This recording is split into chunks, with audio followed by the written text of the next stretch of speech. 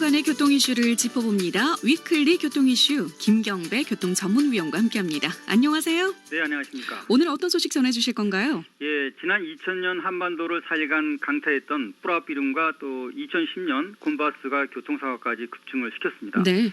제14호 태풍 닝닝도 점점 세력이 커지면서 지난 태풍보다 강력할 것으로 예측됐고 정부와 지자체도 여기에 대한 안전 대책에 나섰습니다. 그렇지만 차량 침수와 또 연평균 교통사고 대비 62.7건이 발생된 태풍 속의 안전 운행에 대해서 좀 준비를 해봤습니다. 네, 이 거세지는 태풍 세력의 행안부 그리고 부처 지자체 재해 예방 시설 점검은 당연하고요. 네. 이 해안가 지역의 긴급 대처들도 아주 긴박하게 이루어졌었죠. 네, 아직은 뭐 안심할 단계는 아닙니다만은 관계부처와 지자체의 대처 상황 점검 회의를 가졌던 제13호 태풍 닝닝의 거세지는 위력이 지난 6일 오후 제주도를 시작으로 전역에 큰 영향을 줄 것이라는 행정안전부의 예측이 현실화되고 말았습니다. 네. 이제 어제 그 10시부로 위기경보를 주의 단계 상향과 또 향후 태풍 진행 경로와 규모에 따라서 현재 대응책 체계의 가동은요 비상 2단계에 들어갔지만요 태풍에 대한 그 세력은 막을 수가 없었기 때문인데요. 네. 과거 피해 사례를 되풀이하지 않는 방안과 또 신속한 응급 복구를 위해서 태풍 영향권이 예상되는 모든 시도에 행안부 현장 상황 관리관들을 파견했습니다.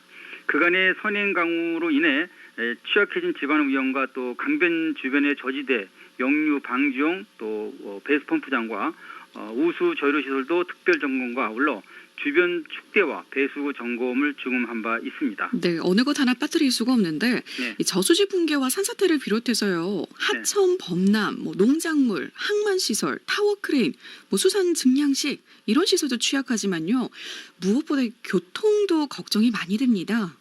맞습니다. 모든 게 마비될 수도 네네. 있겠군요. 그런데 국토부도 5개 지방국토관리청과 함께 도로와 철도, 또 침하 우려와 시설물 피해를 중점 점검을 했고요. 또 풍수해에 대한 종합상황반과 도로반, 철도반, 항공반 이렇게 운영에 들어갔습니다. 이런 대비에도 결함과 운행이 중단이 계속 발생되면 신속한 안내와 또 교통대책 마련에 최선을 다해줄 것을 지시를 했고요.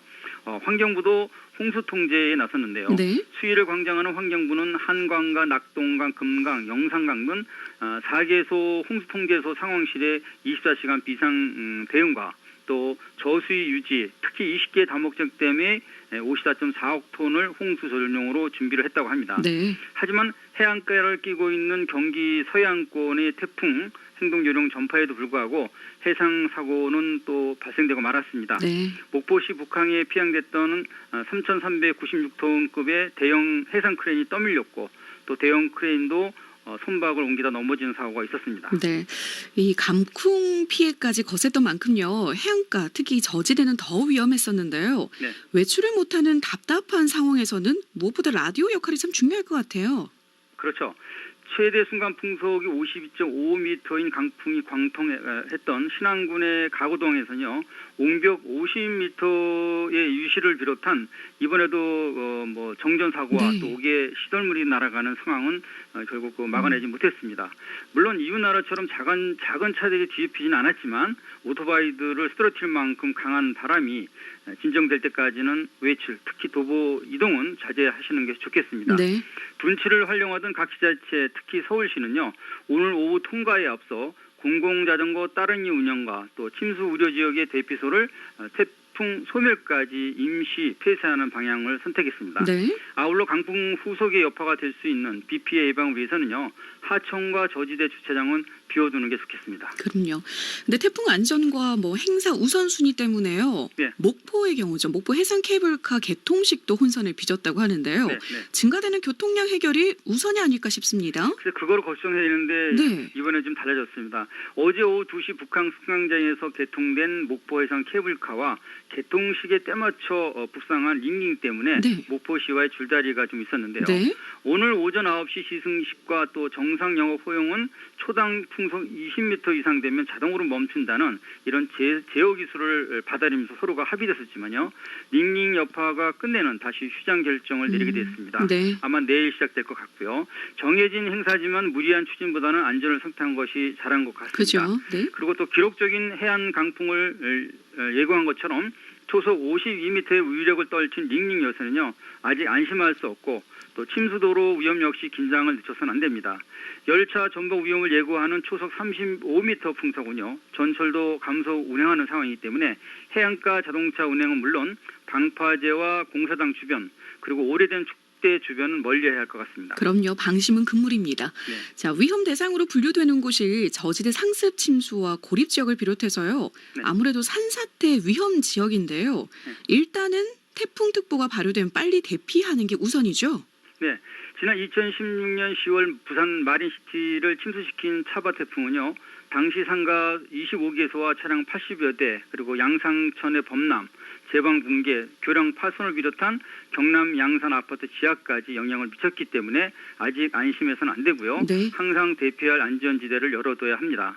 울산 하천 둔치 주차장에서는 무려 800여 대가 일시에 침수됐고 이후에 그 불법 주차나 통제 지역 내 주차 차량에 대해서는 보상 보험도 약간 그 제약을 받을 수 있는 상황이 됐습니다. 네. 따라서 해안가와 절개지 저지대 인근 주차도 절대 금물입니다.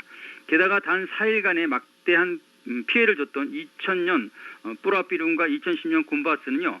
당시 교통사고 발생을 연평균 대비 62.7건이나 증가시킨 만큼 많이 조심해야 합니다.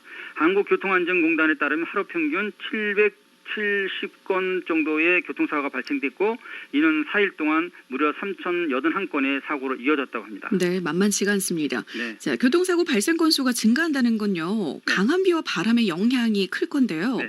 큰 차가 흔들리는 상황이라면은 대교 운행도 무리 아닙니까? 당연합니다. 연구에 따르면 시속 120km로 주행할 때 거목이 뽑히는 초속 35m의 강풍이 분다면 네. 승용차는 1.2m, 버스 등은 6.5m 정도 주행 경로를 벗어나게 됩니다. 네. 게다가 차차가 클수록 강풍이 부는 방향과 또 받는 각도에 따라서 영향이 크게 차이가 나기 때문에 더 감속을 하고 과적을 피하는 것이 우선입니다. 특히 열차를 쓰러뜨릴 수 있는 위력은요. 화물차의 적재물을 뒤흔들어서 화물사고로 낙하사고로 이어질 수 있는 위험도 상당히 큽니다. 따라서 포장으로 적재칸을 올리고 덮은 이런 화물차들은 대교나 또 고가 운행을 피하고 또 단단하게 결박된 그런 화물차라도 주변 차량들은 가급적 멀리하는 이런 서로 간의 경각심이 필요한 상황입니다. 네. 그리고 익산지방국토관리청은요 이미 태풍특보 해제까지 목포대교와 천사대교, 고흥거금대 대교 등 6개 해상 교량에 대한 통행 제한을 내렸습니다.